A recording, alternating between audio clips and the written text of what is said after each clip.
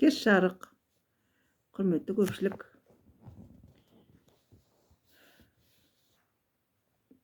Жамбыл облысы Жуалы ауданында болғаннан кейін ба, Шерхан Мұртаз атаның «Бір кем дүние» деген кітабын ылғи қолға алып, сіздермен бөліскім келіп тұрады. Қазіргі соңғы кездегі болып жатқан жағдайларға бір кем дүниенің ішінен де бір үзік сыр айтқым келіп отыр. Оқып берейін. Жарымжан жалған дүние дейді. Міне сарала күз келіп, кәрі құдаң қыста таяп қалды.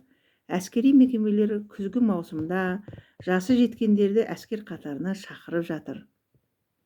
Біздің тұқымның таразыға тартылар шағы бұл. Оған дейін ірілі уақты аралас дүниеде сезіле бермейтін кем-кетік осы жерде әшкереленеді.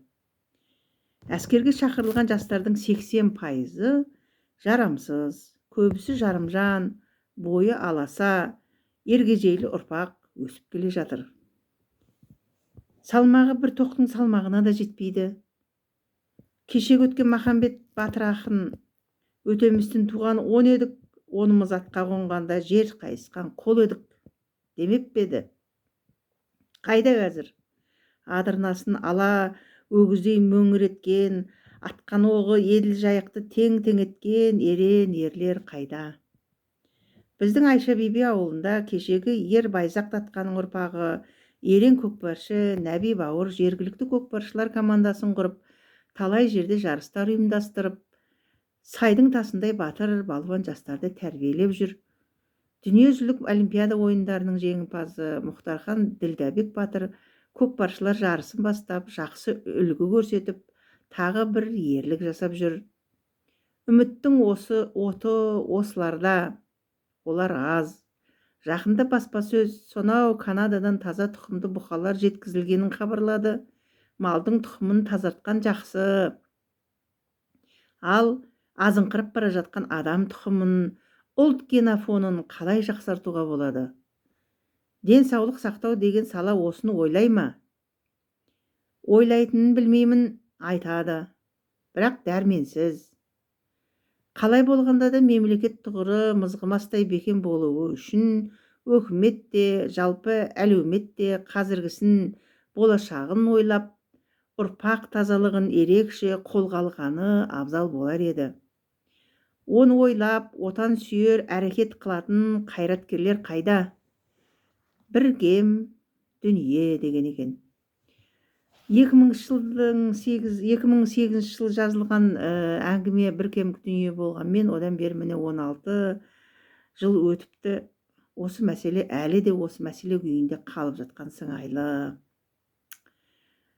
Баяғыдағылар бүйтіп айтқан екен, ізбасты деген шешен болған екен. Жақсы туған жігітті жаным десе жарасар, жақсы ұл туған қатынды ханым десе жарасар. Жақсы туған жігітке бүкіл елі таласар, жаман туған жігіттер қара жолдан адасар. Арғымақ аттың құйрығы сатса жібек, кессе қыл, жақсы жігіт белгісі түнде мырза, үйде құл. Қошқар болар тоқтының маңдай жері дөң болар, адам болар жігіттің айтқан сөзі жөн болар. Би болатын жігіттің төбеде болар жұмысы, мерген болар жігіттің жебеде болар жұмысы. Батыр болар жігіттің кебеде болар жұмысы, көбеде. Қызық көрер жігіттің бүркітте болар жұмысы. Жаман болар жігіттің жалаң аяқ жалаң бас, итте болар жұмысы деп ізбасты деген шешен ақын айтқан екен. Бекерден бекер айтылмаған. Әлі де осы айтылған жігіттердің майдаланып бара жатқаны, сөзге тоқтамайтыны,